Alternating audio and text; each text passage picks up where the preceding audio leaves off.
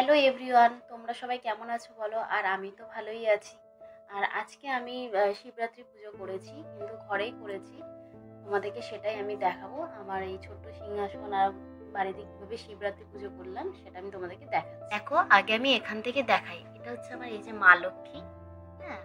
আর এই হচ্ছে আমার গুরুদেব, এটা আমার গুরুদেব। আর এই যে লোকনাথ বাবা, এই দেখো সিংহাসন, এই যে আমার ছোট্ট সিংহাসন।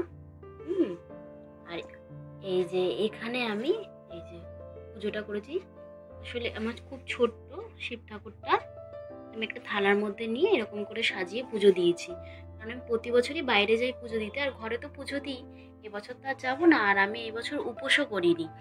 আর এই দেখো আমার এই যে মঙ্গল ঘট, এখানে আমি ঠাকুরের জিনিস টিনিস সব রাখি আর কি। এই যে শিবরাত্রি পুজো আমি এই বছরটা এইভাবেই করলাম।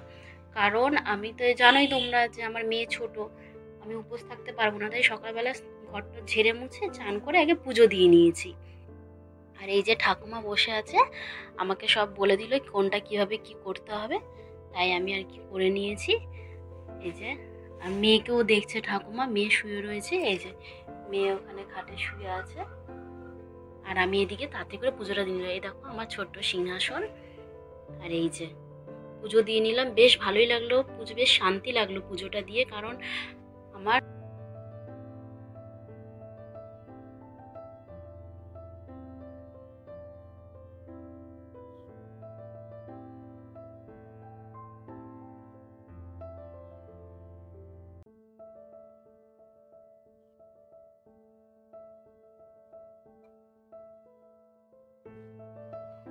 ঠাকুমাও বলছে যে আমিও শিবের মাথায় জল দেব, বেশি করেই বানিয়েছি। এখান থেকে মামনিও আবার জল নেবে, নিয়ে দেবে, তাই একেবারে বানিয়ে রেখেছি, সবাই একটু একটু করে দিয়ে দেবে।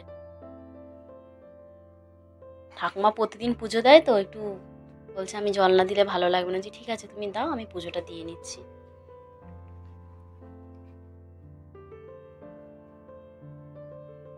আর কারণ হচ্ছে আমি ছোটবেলা থেকে শিবরাত্রি পুজোটা দিই, আমি কোনোদিনই মিস করি না শিবরাত্রি পুজো। আর খুব ভালোবাসি আমি শিবরাত্রি পুজো, তার জন্য তো ভগবান আমাকে এরকম শিব দিয়েছে।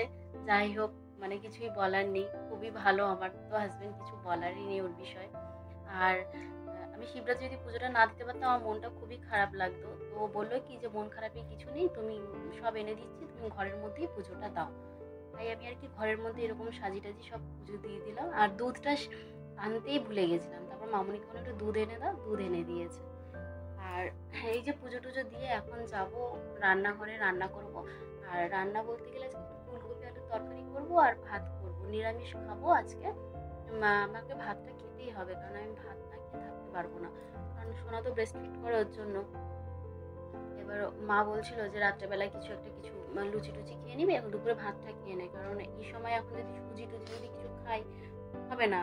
আর সবে তো 4 মাস হলো ডেলিভারি হয়েছে, এখন না খেয়ে থাকাটাও ঠিক না। তাও 11:30 বাজে, এখন আমার দেরি হয়ে গেছে। এবার ওপরে রান্নাঘরে যাব, রান্না করব। যে ঠাকুমাকে বসিয়ে রেখে দিয়ে যাব, মেয়েকে দেখবে, আর আমি রান্না বান্না করব। আর এই পুজো ঠাকুমাই প্রত্যেক দিন পুজো দেয়, কিন্তু এইবার মানে আমি বলি যে ঠাকুমা আজকে আমি পুজো দেবো, তুমি বসো পাশে, দেখিয়ে দাও তাহলে হবে। মন্দিরে যখন পুজো দেয় সবারটা দেখি তো হয়েছে, ছোটবেলা থেকে আমি মানে দিয়ে এসেছি, জানি কিভাবে পুজো দেয়। তাও যদি সাথে গুরুজন থাকে দেখবে, মানে ওটাও ভুল হতেই পারে, না হওয়ার কিছু নেই। ঠাকুমা দেখিয়ে দিল, আমি পুজো দিলাম। ঠিক আছে, টাটা।